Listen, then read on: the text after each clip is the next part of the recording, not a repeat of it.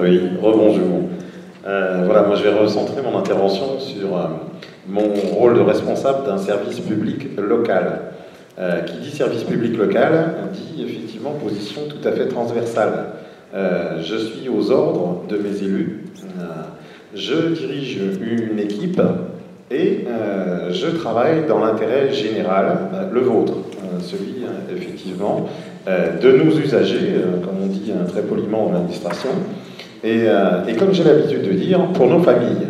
Parce que quand on parle à mes collègues parfois réticents sur certaines méthodes, quand on leur parle d'usagers, ça ne parle pas.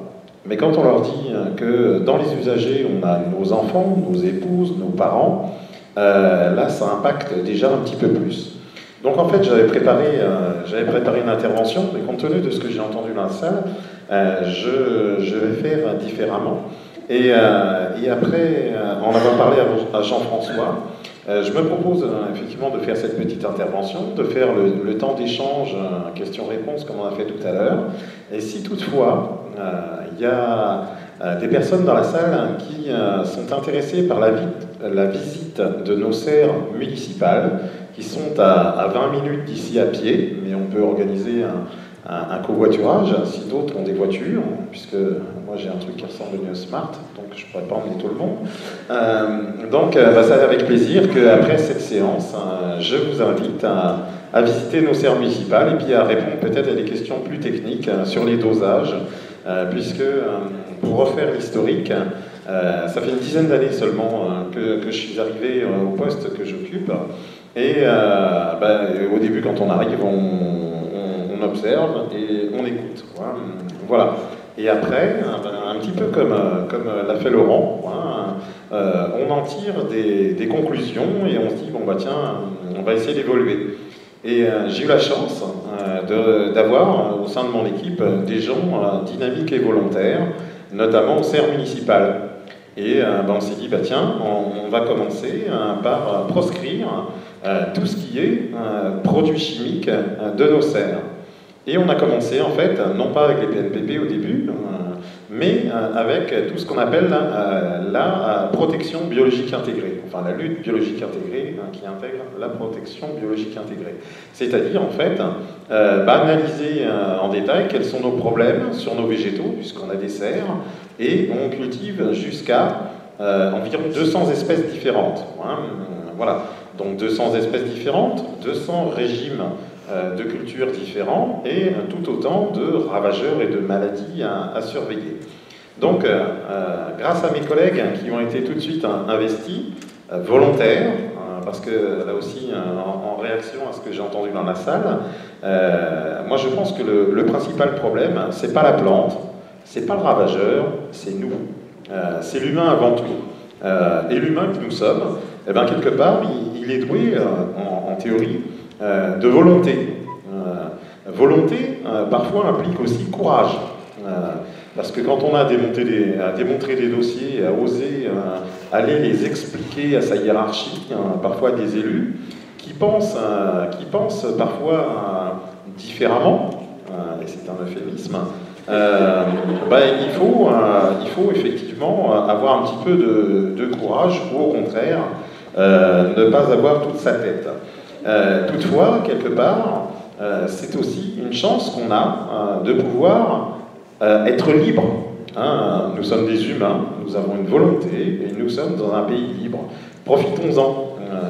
Et donc, après, il ne s'agit pas de développer la lutte biologique intégrée dans les serres pour se dire, ah bah tiens, génial, j'ai fait un truc sympa, au moins là-dedans on fait des économies, on n'a plus de produits chimiques.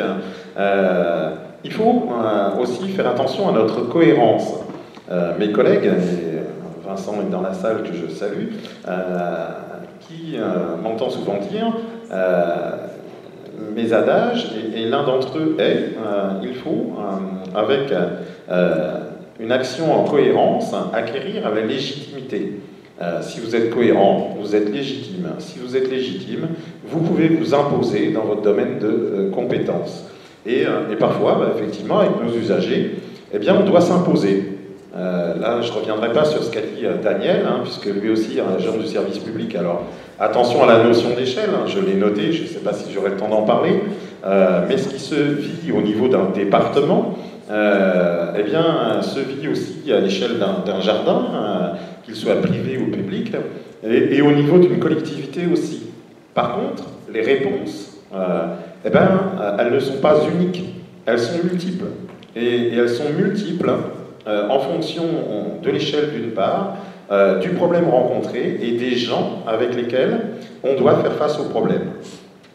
Et donc, le troisième point, derrière cette volonté que doit développer l'humain, cette cohérence qui nous amène à une légitimité, cohérence, légitimité, nous, dans le service public, j'estime que c'est aussi ce qui nous amène à une certaine équité. Voilà, il faut réagir de la même façon dans les serres qu'au niveau des arbres, qu'au niveau, effectivement, des cimetières. Pour l'instant, les terrains de sport, j'ai encore un peu de mal. Voilà, avec les rugbyman, il faut arriver à faire passer le message. Mais effectivement, quelque part, il faut travailler sur le plan de l'égalité. Voilà. Alors vous me voyez venir, je vous ai parlé de liberté, je vous ai parlé d'égalité, je vous rappelle que je suis dans un service public, et je n'irai pas jusqu'à parler de la fraternité quand même, mais quelque part, la fraternité, eh bien, ça passe par la communication. Voilà.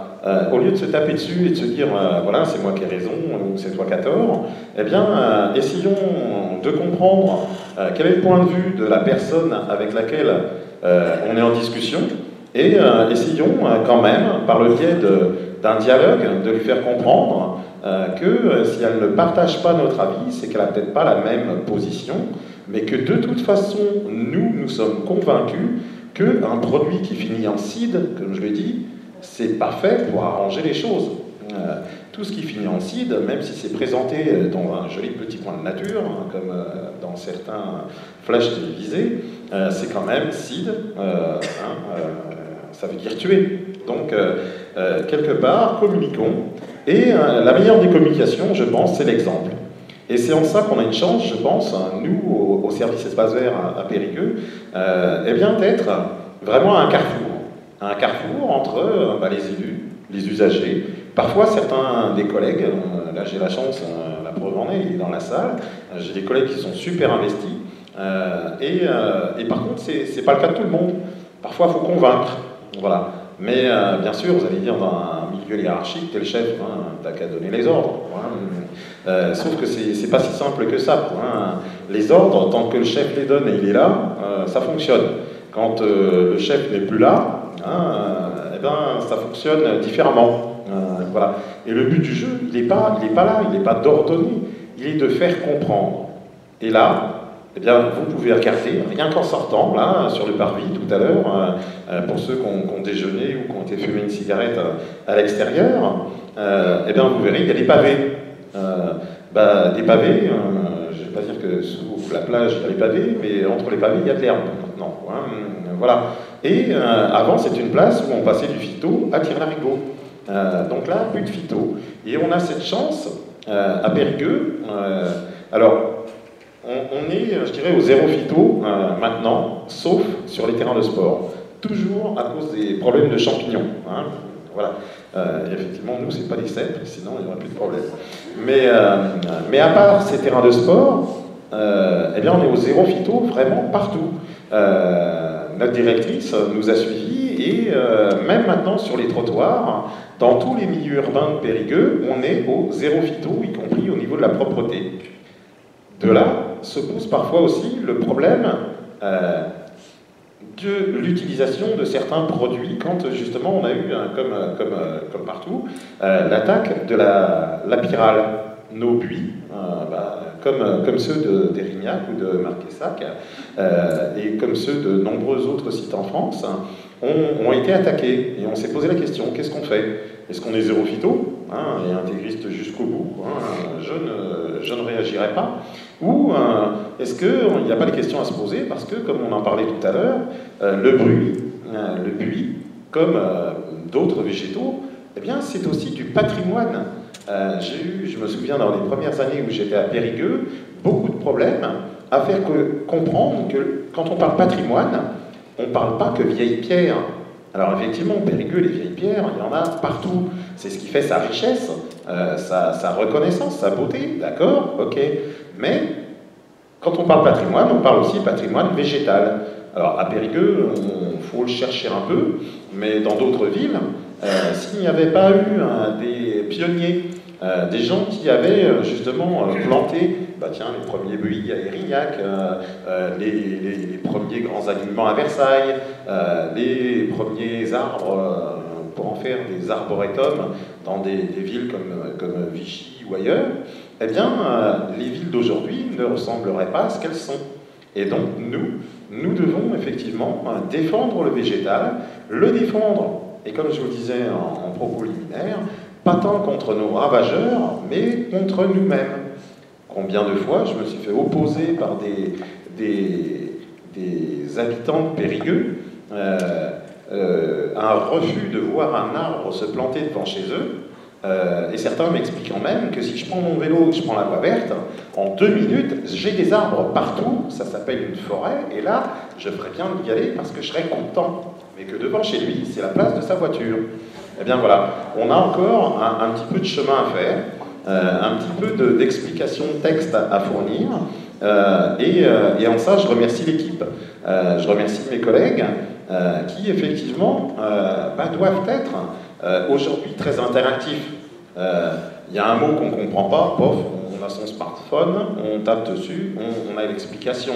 On entend parler de la loi Labbé, on ne sait pas ce que c'est, tiens, on va chercher, et puis on a l'explication de texte. Eh bien voilà, comme les gens maintenant veulent des réponses, eh bien il faut que chacun d'entre nous soit capable de les donner.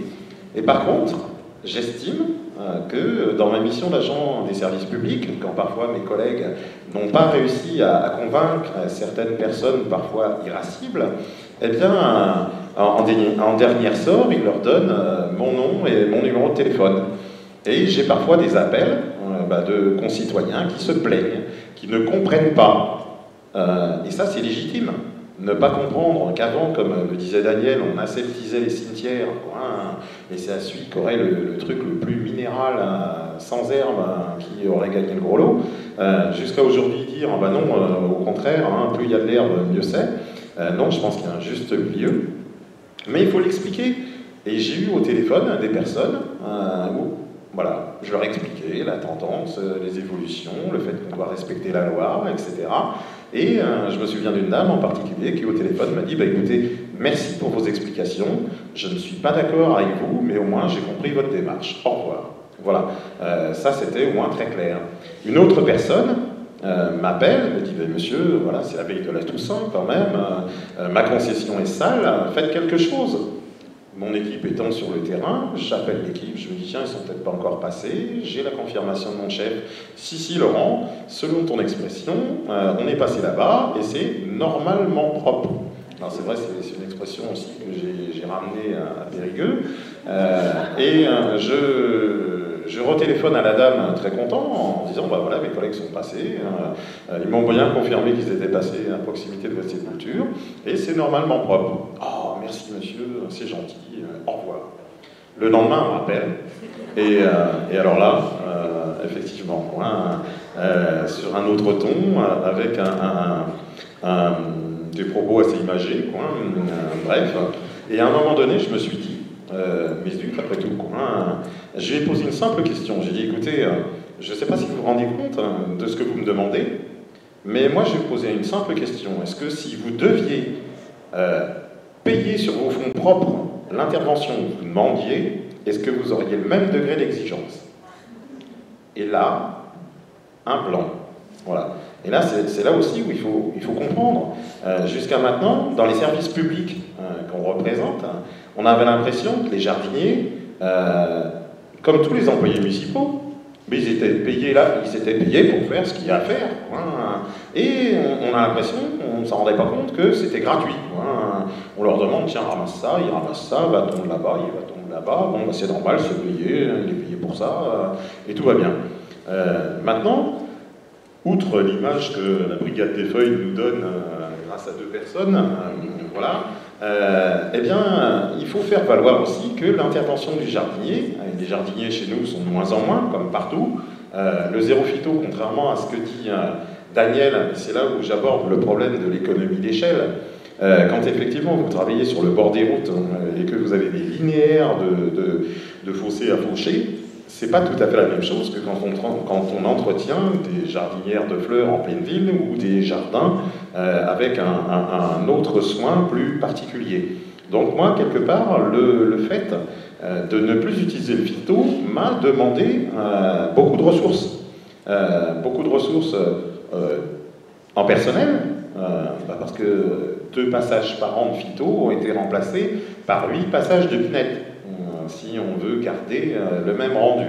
Et donc c'est là où il y a eu des questions à se poser. D'où l'intérêt de bien connaître aussi son terrain, son territoire, son quartier, comme tu le fais Vincent, et se dire, bon bah tiens, là, est-ce qu'on ne pourrait pas laisser pousser l'herbe? Est-ce que là, on ne pourrait pas planter des arbustes? Est-ce que là, finalement, on ne pourrait pas y mettre des bulbes? Est-ce que là, tiens, comme le canal à Périgueux, quoi, le canal à Périgueux, avant il y avait des gros tilleuls, personne ne fauchait jamais le canal. Quand je suis arrivé, c'était la période où les arbres venaient d'être abattus, quoi, oh là là, mais là, comment ça se fait? Faut faucher le canal, c'est l'anarchie. Mais c'était pas comme ça avant. Bah oui, forcément, avant, il y avait des gros tilleuls en termes de photosynthèse. L'herbe ne poussait plus, les tilleuls prenaient tout. Là, il n'y a plus de tilleuls, donc l'herbe prend tout, il faut faucher. Il faut tout expliquer, quoi, voilà. Et je pense qu'en réexpliquant les choses aux gens, 50% des problèmes sont résolus. Et après, eh bien, ceux qu'on arrive à convaincre, eh bien, on les emmène avec nous et on leur fait découvrir eh bien, de nouvelles pratiques. Et c'est pour ça que, d'ailleurs, je vous invite à nous accompagner au CERF pour voir un petit peu comment on utilise, nous aussi, les purins. On s'est rencontrés avec Jean-François il y a, je pense, 6-7 ans maintenant. Voilà. Dès que j'ai rencontré Jean-François, je me suis dit, mais c'est géant. On a ça sur place. Youpi, allons-y. Alors là, l'autre problème, c'est que je suis obligé aussi, en termes de chef de service, de respecter les lois, et les lois notamment des marchés publics. Donc une année, on a passé un marché, et hélas, voilà, un autre fournisseur m'a fait une proposition mieux-disante. C'était soi-disant les mêmes produits, et donc beaucoup moins cher. Bon, bah, on est parti, voilà. Sauf qu'on s'est fait largement duper. L'appellation était la même, la formulation, pas du tout. Voilà, c'était des produits déjà dilués. Alors que les produits qu'on achète, nous, on les dilue chez nous. Ce qui fait qu'effectivement, une fois qu'on a rectifié le tir, eh bien, en fait, on est resté avec, là aussi, le régional de l'étape. Encore une fois, une cohérence. T'es à 25 km de Périgueux, quoi, en gros, quoi, voilà. On achète des produits à 25 km de Périgueux. Même si effectivement certains de nos fournisseurs sont à Périgueux, mais les produits qu'ils nous achètent, ils sont peut-être venus par avion, par train, et de je ne sais où. Donc si, comme à une époque, on nous sait faire le bilan carbone, là aussi, grande hypocrisie. Parce qu'effectivement, le produit, moi je l'achetais à Périgueux, mon bilan carbone à moi, proche de 0. Par contre, lui qui l'a fait venir de Paris en transitant par Bordeaux, etc., son bilan carbone à lui, là aussi il faut prendre les choses au pied de la lettre. Donc en fait, tout ça pour dire que dans un service public où on doit être très attentif au respect des lois, parce que c'est mon devoir, là on constate qu'à un moment donné, les législateurs travaillent trop dans leur domaine de compétences, et finissent par produire des lois qui sont antagonistes. Donc je ne sais plus quoi faire. L'exemple du canal que je vous ai pris, voilà, au début quand je suis arrivé, que ces arbres étaient coupés, que mon prédécesseur avait initié leur replantation, que j'ai poursuivi.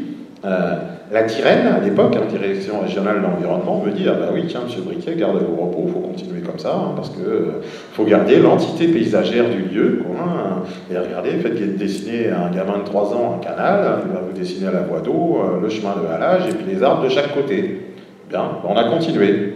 Puis, 2012, la Tréal est créée, peut-être même avant. Et c'est la Tyrène plus la Drire. Et là, j'ai deux personnes qui viennent me voir, et puis qui me disent, ah bah oui, mais monsieur, il faut abattre tous vos arbres. Parce que, vous vous rendez compte, la digue, là, chaque arbre fragilise l'ouvrage, c'est une ineptie d'avoir planté des arbres, virez-moi les arbres. Là, je me suis dit tout de suite, je vais aller voir le maire, et puis je vais lui dire, bah, vous savez, tous les 400 arbres que j'ai fini de planter, on doit les abattre. Je pense que lui, il va me dire, bah, Briquet, je pense que vous allez avoir le même sort que les arbres. Voilà. Mais il arrive un moment où, bon, ça, on le dit avec humour et anecdote, mais enfin, c'est quand même du vécu. Et il arrive un moment où, moi, malgré tout, dans ma position, je dois gérer une équipe, on est 50 à Périgueux, et il faut quand même arriver à les gérer avec cohérence. Et après, il faut quand même expliquer à nos élus aussi le pourquoi du comment. Et il ne faut pas que je mette mes élus en porte-à-faux par rapport à une loi qui a été dictée et que eux doivent respecter. Moi, mon boulot, c'est de leur dire, ben voilà, on doit faire comme si, pour faire comme si, on peut faire de telle façon, de telle façon, de telle façon, comme vous voulez. Dans ma grille de critères, il y a deux colonnes que je n'oublie jamais, c'est quand et combien. Voilà. Mais heureusement, avec certains élus, la discussion va plus loin que ça. Et après, à chacun son rôle. Nous, nos élus, sont là aussi pour décider. Voilà. Et donc, on a la chance à Périgueux, je pense, de pouvoir arriver à discuter tous ensemble, à faire comprendre les choses. On a même un service maintenant qui s'appelle un service de quotidienneté, qui passe son temps à expliquer aux concitoyens les problèmes qu'ils rencontrent et les solutions qu'on peut leur apporter.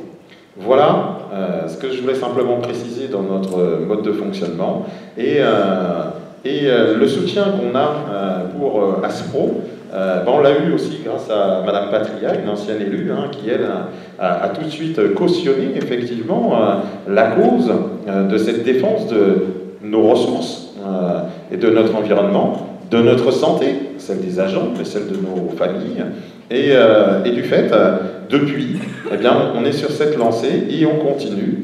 Et ce que je vais essayer de remettre aussi en place, c'est aussi essayer de développer, de rechercher d'autres moyens. On a travaillé ensemble sur le jus d'ail. Vous savez, vous lancez une gousse d'ail sur le mur et vous filmez son retour. Il y en a qui sont devenus riches à filmer le retour du jet d'ail. Bref. Mais là, effectivement, au niveau du tuya, au niveau des PNPP ou des produits un petit peu bizarres, eh bien, il y a des essais à faire. Je suis sûr qu'il y a des choses qui vont marcher, il y a des choses qui marchent. Maintenant, tout dépendra, encore une fois, les critères que l'on veut bien prendre en compte.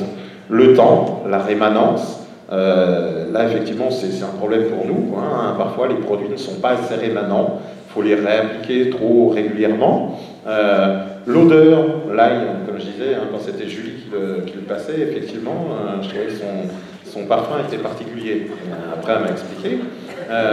Mais quelque part, comme on disait, il vaut mieux respirer, à mon avis, les effluves de l'ail que certaines autres effluves qu'on peut respirer en milieu urbain.